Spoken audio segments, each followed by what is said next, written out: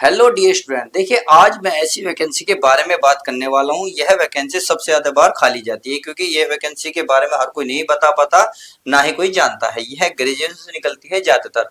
अब के भी इसी साल ग्रेजुएशन से भी निकली है। सबसे बढ़िया बात यह है कि इसकी जॉब लोकेशन दिल्ली जैसे शहर में रहने वाली है। तो इस वीडियो में मैं सब कुछ बात करूंगा। तो देखिए, सेवा विभाग भर्ती 2026 का ऑफिशियल नोटिफिकेशन आउट हो चुका है।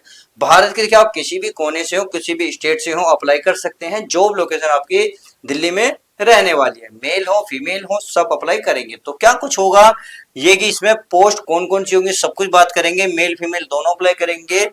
ऑल इंडियन वैकेंसी में पहले बता देंगे, ऑल इंडिया वैकेंसी है, मेल फीमेल दोनों अप्लाई कर सकते हैं। पोस्ट कितनी रहेंगे, एज कितनी रहेगी, सबसे ज्यादा फीस कितनी चार्ज लगने वाला है। वो फीस बहुत ही कम लगती है। क्वालिफिकेशन मैंने अभी बताई थी।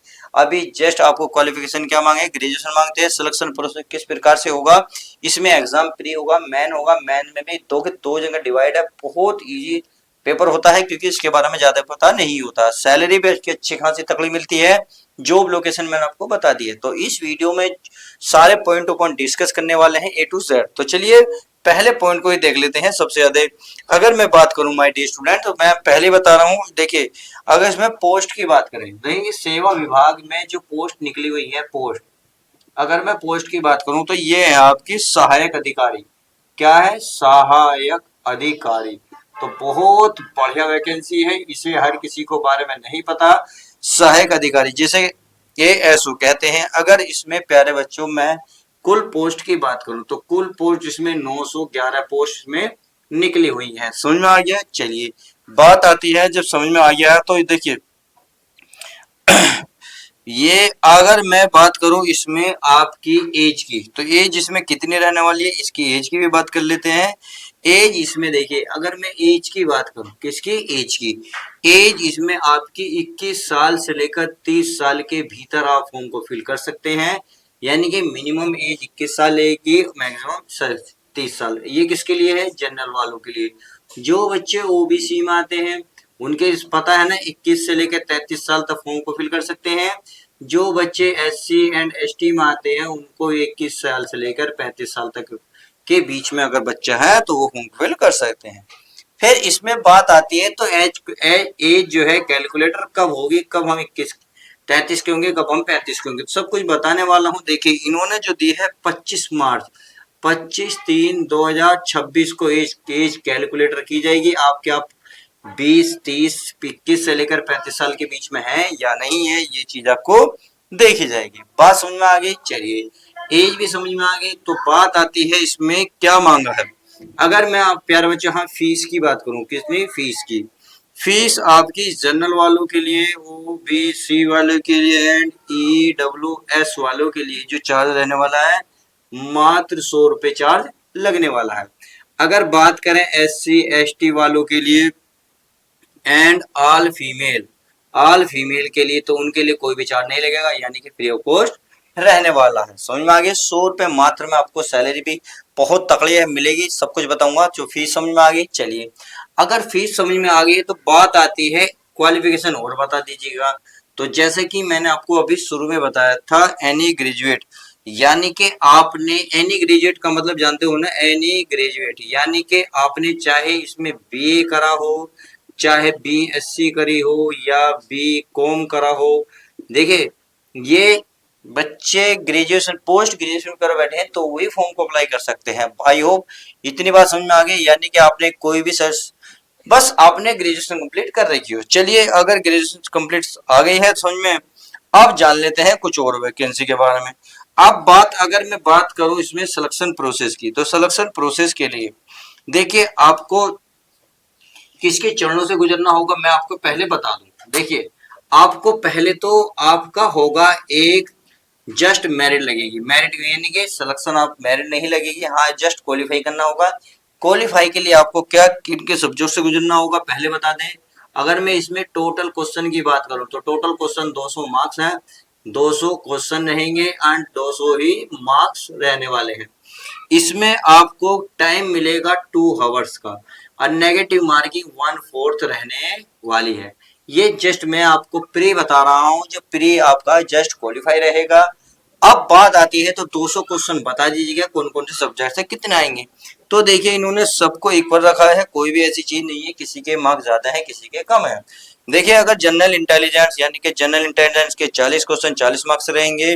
जनरल अवेयरनेस तो जी आई जनरल इंटेलिजेंस के, अब बात करें जी ए जनरल अवेयरनेस के, मैथ के, चाहे रीजनिंग के, और क्या बचा इसमें, हिंदी इंग्लिश बची। अच्छा इसमें रीजनिंग नहीं है प्यारे बच्चों, रीजनिंग नहीं है, मैथ हो गई एंड इंग्लिश हो गई और बची प्यारे बच्चों हिंदी।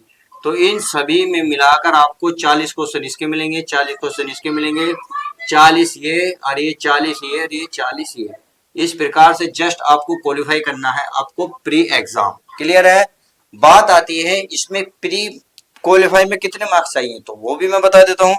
अगर जो बच्चे जनरल से आते हैं एंड EWS से आते हैं उनके लिए आपको 200 में से आपको 80 मार्क्स लाने पड़ेंगे।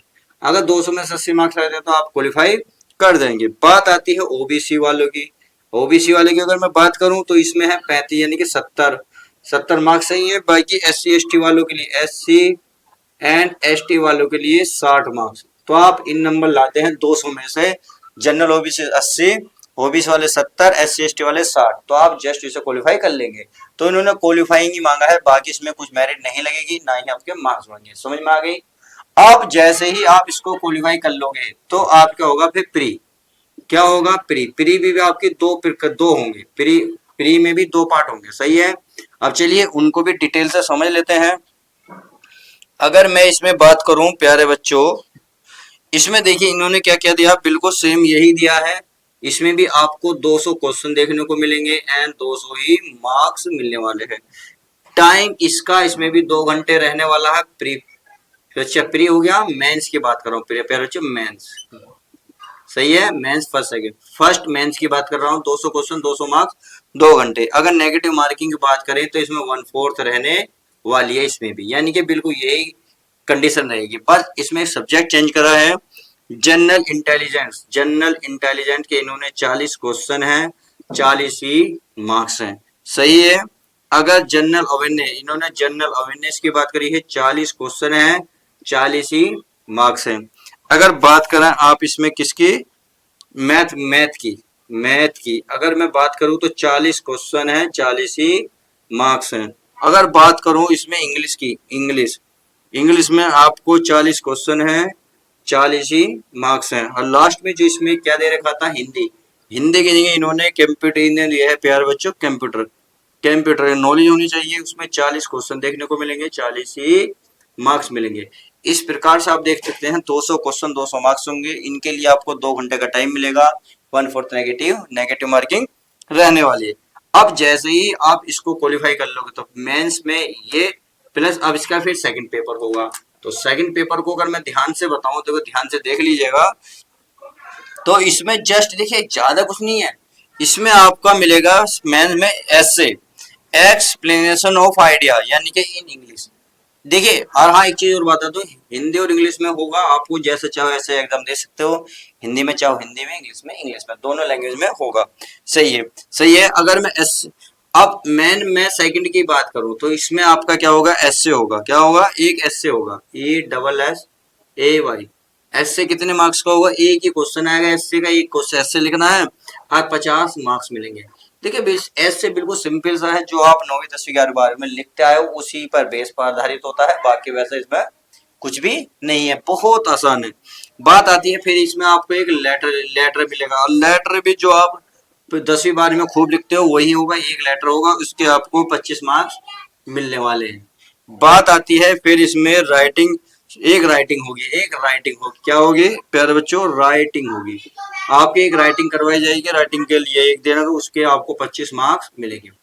इस प्रकार से आप कह सकते हैं 100 क्वेश्चन, इसमें भी कितने हो गए, 100 नंबर हो गए, 3 क्वेश्चन मिलेंगे, यानी 3 क्वेश्चन आपके 100 नंबर के रहने वाले। अगर टाइमिंग की इसमें बात करें तो टाइमिंग 1 आवर्स रहने वाला है, नेगेटिव मार्किंग इसमें नहीं है। तो इस प्रकार से आपने देखा, आपको अगर सिलेक्शन लेना है तो यहाँ 200 क्वेश्चन, यहाँ क्वेश्चन, यहाँ कितने 100, तो 300 क्वेश्चन में को आपको आपका सिलेक्शन होगा। जो स्टार्टिंग में 200 क्वेश्चन देते थे प्री, वो नहीं जुड़ेगा, वो जस्ट क्वालिफाइंग है। तो उम्मीद है ये बात आपको अच्छे से समझ में आ गई होगी। चलिए सिलेक्शन क्वालिफिकेशन सिलेक्शन प्रोसेस समझ में आ गया, किस प्रकार से आपको किस किस स्टेप से गुजरना है। प्री होगा फिर मेंस होगा, मेन में भी आपके 2 होंगे। चलिए ये बात समझ में आ गई। ग्रुप देखिए, ग्रुप बी की पोस्ट है लेवल 7 के अकॉर्डिंग आपका बेसिक पे रहने वाला है, यानी कि 44,900 से लेकर 1,42,400 रुपए रहने वाला। अगर इन हैंड सैलरी की बात करें तो स्टार्टिंग आपकी सैलरी की बात करूं तो 94,000 रुपए स्टार्टिंग होगी आपके। 94,000 से लेकर आपकी 2,60,000, क्या है 2,60,000 रुपए सैलरी रहने वाली है, यानी कि स्टार्टिंग ये होगी, लास्ट ये आपकी सैलरी पहुंच जाएगी। तो सैलरी बहुत ही जबरदस्त है, बहुत ही अमेजिंग होने वाली है। तो आई होप आपको ये बात भी समझ में आ गई होगी। तो सिलेक्शन प्रोसेस समझ में आया, सैलरी समझ में आई। बात आती है जॉब लोकेशन। तो जॉब लोकेशन भारत के सबसे प्रिय क्या कहते हैं स्टेट, यू आपका दिल्ली जैसे शहर में बहुत बढ़िया गवर्नमेंट जॉब है, जबरदस्त जॉब है। ऑनलाइन फॉर्म भरे जाएंगे, मेल फीमेल दोनों अप्लाई कर सकते हैं, सैलरी आप देख ही सकते हैं। तो प्लीज इसको अप्लाई करना मत भूलिएगा। हाँ, एक चीज हो रह गई कि ये अप्लाई कब से हो रहे हैं, ये तो मैं भूल ही गया। चलिए बता देते हैं, अगला अप्लाई कब से हो रहे हैं, कब इसकी अप्लाई डेट। चलिए अप्लाई डेट की अगर मैं बात करूं तो अप्लाई डेट ही है आज से ही, यानी कि 24 फरवरी से। 24 फरवरी से FEB फरवरी से चालू हो गए हैं, आज से ही चालू हुए हैं। अगर इसमें लास्ट डेट की बात करें, LAST लास्ट डेट की अगर मैं बात करूं तो लास्ट डेट आपकी जो रहने वाली है प्यारे बच्चों 25 मार्च रहने वाली है। कितनी? 25 मार्च। तो आई होप आपको समझ में आ गया होगा कि 1 महीने का टाइम है। आप इसको जॉब लोकेशन मैंने बताया दिल्ली में है, 1 महीने का टाइम है। आप बहुत आराम से वैकेंसी को भरिएगा, क्योंकि यह वैकेंसी ऐसी है जो पता नहीं होती, बहुत सारी खाली जाती हैं। पोस्ट में मैंने आपको बताई दी है, 911 पोस्ट है। कितनी? 911 इसमें पोस्ट दी हुई है। तो आई होप आपको ये बात समझ में आ गई होगी। चलिए असिस्टेंट सिलेक्शन ऑफिसर की पोस्ट है, टोटल वैकेंसी इसमें 911 निकली हुई है। सहायक अधिकारी के SO, यानी कि बहरहाल मैंने सब कुछ बता दिया। ऐसी वैकेंसी इसमें कोई इसके नोटिफिकेशन कुछ ऐसी चीज बचा नहीं है। तो आई होप आपको सब कुछ समझ में आ गया होगा। अगर कोई क्वेश्चन आता है, कोई कहीं से कुछ परेशानी है, तो प्लीज कमेंट्स करें, मैं आपको उसका रिप्लाई जरूर दूंगा। तो मिलते हैं नेक्स्ट न्यू वीडियो के साथ, नेक्स्ट न्यू वैकेंसी के साथ। जब तक के लिए दोस्तों good bye, take care, love you guys. हाँ, चैनल को सब्सक्राइब करें और वीडियो को लाइक करना ना भूलें। तो मिलते हैं नेक्स्ट न्यू वीडियो में।